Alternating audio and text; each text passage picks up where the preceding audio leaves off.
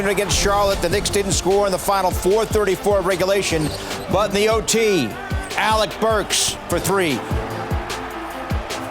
Julius Randle also found Reggie Bullock. A triple-double for Randle. He had 10 assists. Bullock the three, and the Knicks outscore the Hornets in OT 14-5 and win 118-109. So, the standings up to the minute, the Knicks with one game left in the regular season. Many machinations and many permutations. But for our purposes here, easy to say, Miami loses to Milwaukee tonight, and the Knicks beat the Celtics tomorrow afternoon. The Knicks will finish fourth overall in the East. Great to have you with us from our Delta MSG studios. Bill Pito along with Wally Zerbiak, Alan Hahn watching from home and joining us from home. Alan, the Knicks had an 18-point lead in the first half, 17-point lead in the third quarter, went ice cold down the stretch, and yet they're able to pull it out. Still getting it done. I mean, again, that's what we've learned about this team. But I'll tell you what, we'll talk about how the offensive possessions were a little rough. They couldn't make a shot to close the game out. But I got to talk about how hard that defense played. As you know, the Hornets did make some shots. They got back into this game. The Knicks defense held the Hornets to 10 points in the last 12 minutes of the game. Think about that. 7 minutes to go. The only Hornet to score was Terry Rozier for the rest of the fourth quarter. And then obviously in overtime, they hold them to 5. So, I mean, their defense stayed locked in. And how many times, Wally, do you see that when a team struggles offensively, it affects them defensively? Didn't happen in this game this afternoon. And that's what this team's been all about all year.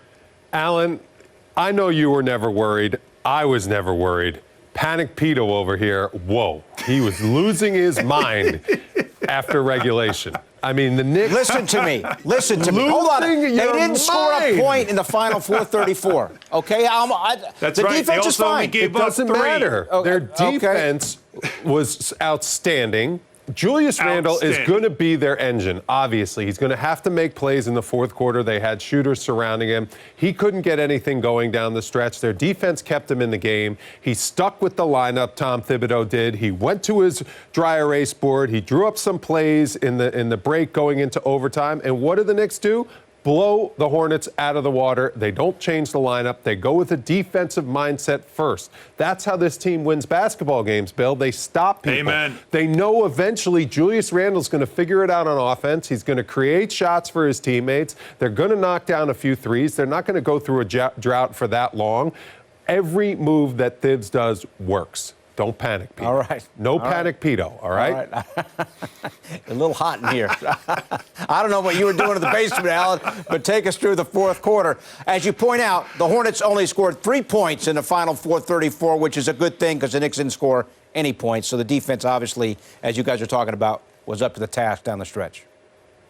Yeah, and as we talked about, the Hornets were desperate in this game, so even though they were down by 17 in the third quarter, they had to keep playing hard, and that's certainly what they did. And Devontae Graham, I mean, did he get it going or what? I mean, he was something else, hard to stop on the outside and also on the inside. How about the roll and the drive, 97-93, but the Knicks keep battling. Look at that pass and the play, and there's your alley-oop to Nerlens Noel, who was fantastic in this game.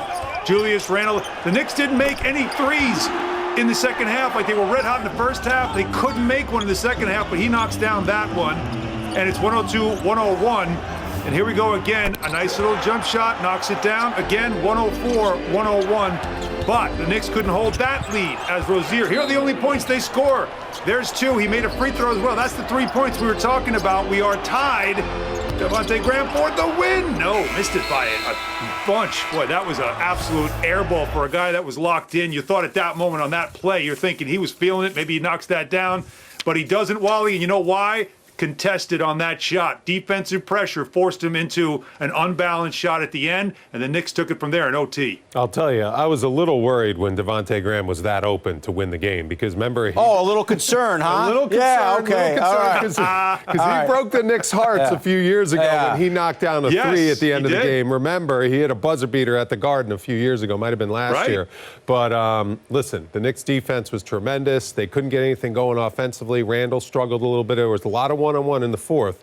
But Tom Thibodeau drew up some plays. They worked in OT. All right, let's go over this because the Knicks in the first half from downtown, 12 out of 19. Right.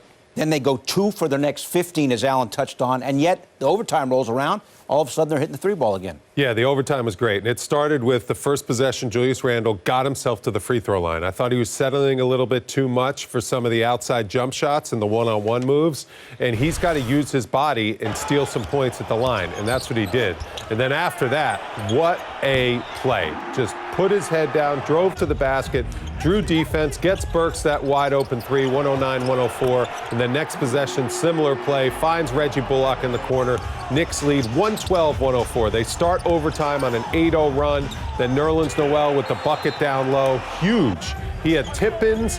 He had tip-backs to get extra possessions in the overtime. Alec Burks, tough little lefty floater. That was the icing on the cake. Sealed the win, 116-106. The way they started that overtime, Alan, was outstanding. It was phenomenal. That gives you a lot of excitement in the playoffs when you know they can execute down the stretch of close games.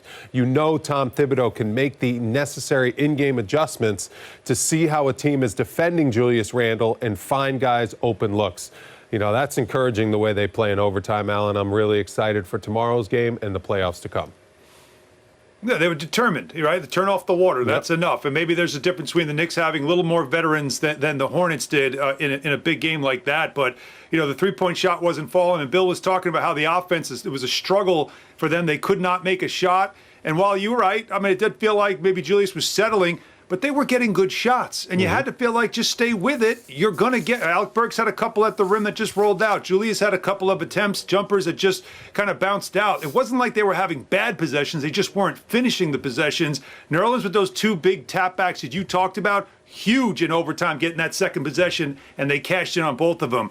It's the extra effort. It's how hard this team has played all season, at least especially in the second half, which is the reason why you stay calm and you watch this team just get it done, and that's what they've been doing of late. Noel, 11 rebounds, 5 blocks, and let's give Randle his due with the full line in the box score. Triple-double. 33 points, 13 assists, and 10 rebounds. His sixth, Allen, and you're the historian, 6 triple-double for Randle. The team record for most triple-doubles in a single season is 8. Right, exactly, by Walt Clyde Frazier, our very own. And, of course, Michael Ray Richardson had a couple. I think he and Ray Williams might have had 7 as well. So what he's done in the history of the Knicks is something pretty special, where he's ranking now up there with the season that he has had. And as I mentioned, in the pregame, he is averaging now officially, it'll be a 2010 season for him no matter what happens tomorrow. And the Knicks that have led the Knicks to the playoffs, averaging 20 and 10, all of them are Hall of Famers, and he's having that kind of season. Man, it's exciting. It's going to go right down the wire. Yep. We'll all be watching the Heat and the Bucks tonight. Again, if Miami loses tonight and the Knicks beat the Celtics tomorrow, the Knicks will finish 4th in the Eastern Conference.